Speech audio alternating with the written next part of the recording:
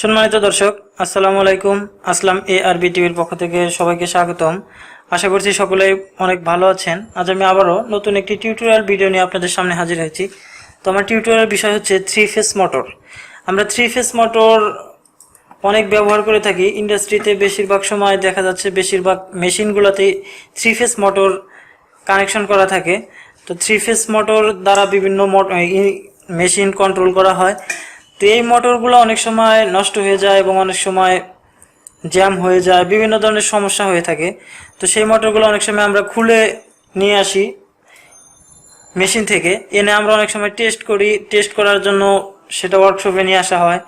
তো আসার সময় আসলে এই সময় আমাদের এই মোটরগুলোর সর্বপ্রথম লাইন দেওয়ার আগে কি চেক করতে হবে, এটা হচ্ছে ইম্পর্টেন্ট একটা কথা, যে মোটরটা কোনো ধরনের সমস্যা আছে কিনা না জেনেই যদি আমরা এইখানে লাইন 1 লাইন 2 লাইন 3 সার্কিট ব্রেকারের সাথে লাগিয়ে দেই 3 ফেজ মোটর, সে মোটরটা সঙ্গে সঙ্গে নষ্ট হয়ে বিকল হয়ে যেতে পারে। হয়তো এমন হতে পারে যে জ্যাম রয়েছে, মোটরটা নষ্ট হয়ে গেল।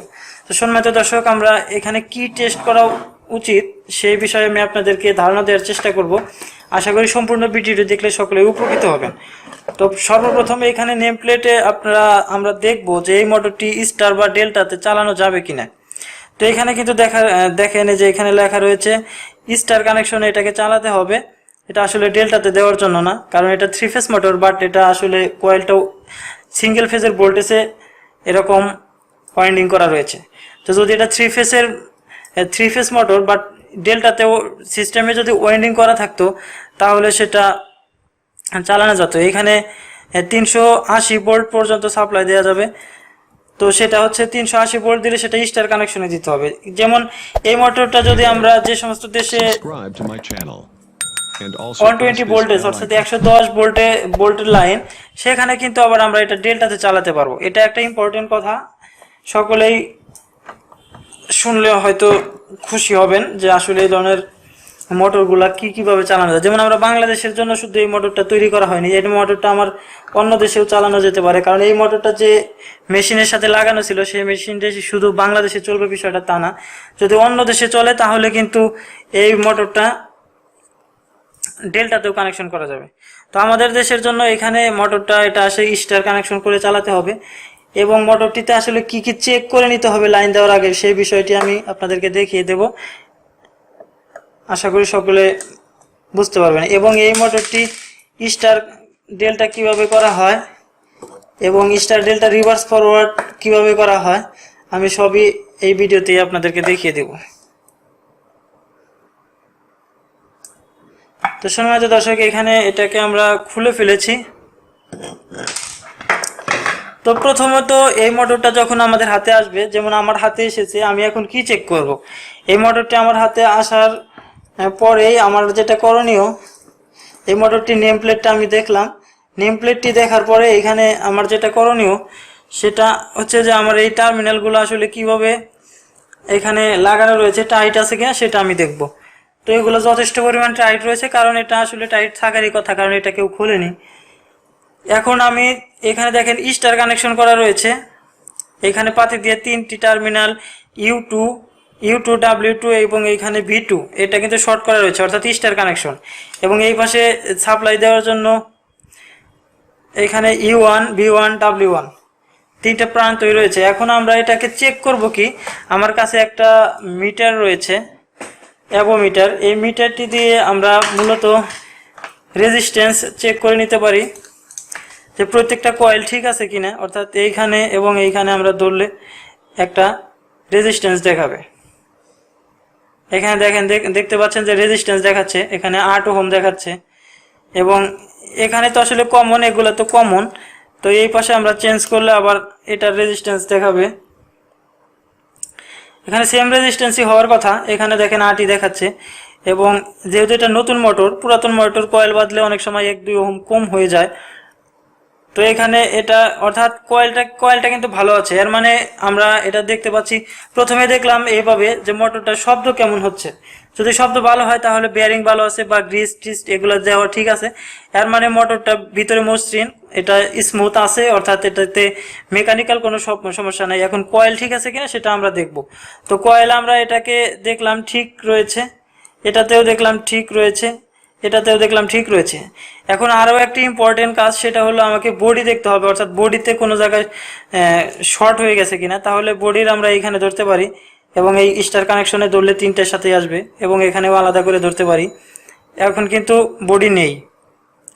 তো বডি চেক, এখানে বডি চেক একটা গুরুত্বপূর্ণ বিষয়, কারণ বডিতে চেক থাকা বা বডিতে শর্ট থাকলে চেক না করে লাইন দিলে মোটরটি সঙ্গে সঙ্গে পুড়ে যাবে, কিছুক্ষণ ঘুরে এটা পুড়ে যাবে, শর্ট সার্কিট হবে। তো এখানে দেখেন, এখানে কিন্তু বডি নেই, এর মানে এই মোটরটি সম্পূর্ণ ভালো আছে, এটাকে লাইন দিলে আমরা চালাতে পারবো। এবং এখানে যে বিষয়টি চেক করা দরকার, এখানে সাপ্লাইয়ের যে তারটা, সে তারগুলা ঠিক আছে কিনা সেগুলোও দেখতে হবে, তারপরে আমাদের এটা সাপ্লাই দিতে হবে। তো কয়েল যদি ভালো থাকে, এখানে কয়েল ভালো থাকলে আমাদের এখানে এই কয়েলের সাথে স্টার কানেকশনের সাথে আমরা যে কোনো এক জায়গায় বডিতে ধরবো, রঙের উপর ধরা যাবে না, এখানে উঁচু যে মানে রং উঠিয়ে তারপর ধরতে হবে। আসলে এটার বডি নেই, বডি নেই, মোটরটি ভালো আছে। এখন এটা কিভাবে রিভার্স ফরওয়ার্ড করব, খুব সহজেই আমি বলে দিচ্ছি।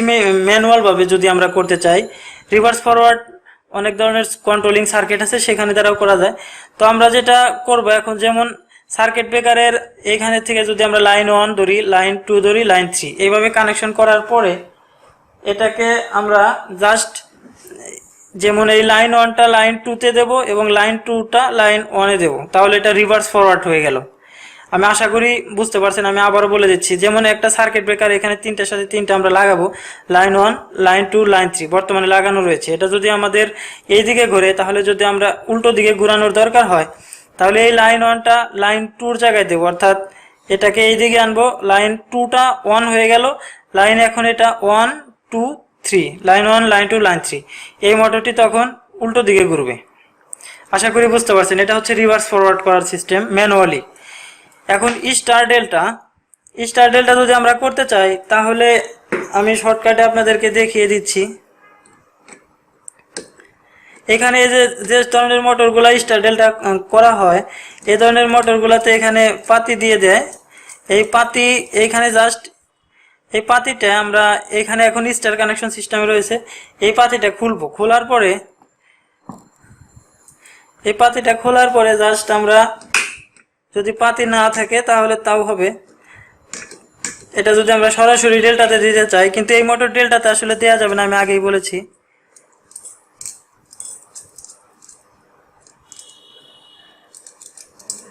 এটা এরকম ভাবে লাগাতে হবে এবং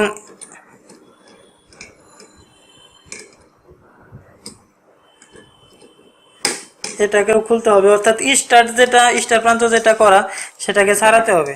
তো এখানে আর একটা পাতি থাকে, কিন্তু এই মোটরটাতে পাতি আর একটা নেই। এই দুইটি কিন্তু ডেল্টা সিস্টেম হয়ে গেছে।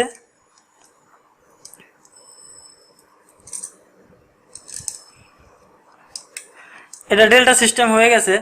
এখন আমরা এইখানে যেটা আছে, এটা আর একটা পাতি দিয়ে শর্ট করব। এখানে আর একটা পাতি থাকে, বাট এটার সাথে দেয়া নাই।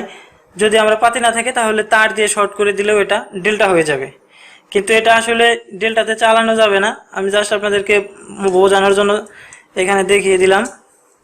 তো সম্মানিত দর্শক, একটি মোটরের ইম্পর্টেন্ট কি কি চেক করবেন, মোটরে লাইন দেওয়ার আগে কি চেক করবেন, সেই বিষয়টি আমি এখানে দেখিয়ে দিয়েছি।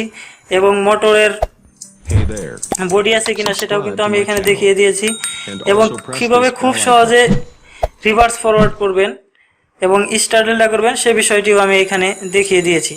আশা করি সম্পূর্ণ ভিডিওটি দেখলে সকলেই ভালো লাগবে এবং গুরুত্বপূর্ণ যে বিষয়গুলো 3 ফেজ মোটরের ক্ষেত্রে, সেগুলা সকলেই বুঝতে পারছেন।